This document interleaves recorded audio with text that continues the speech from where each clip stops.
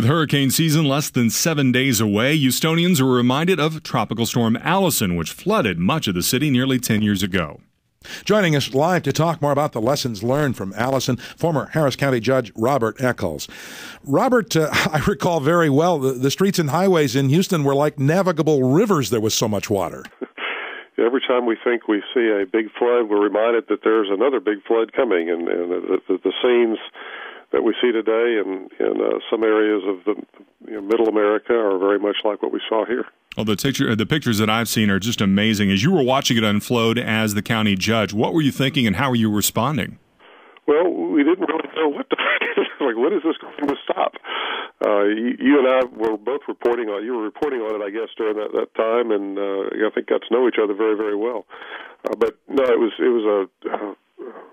you look at two things in the storm. First is how do we get the word out to folks and get help to folks and find the folks that need help. And we learned a lot of lessons in Allison because, well, we had massive media saturation. The people who were in the floodwaters didn't have power. They didn't have radios. They didn't have telephones. They didn't have TVs. And we had to go in individually and find the folks that needed help. Yeah, it was right after rush hour on a Friday night when this all started to really get bad, and a lot of people were caught out there in flooded cars. I mean, I think it was thousands, wasn't it?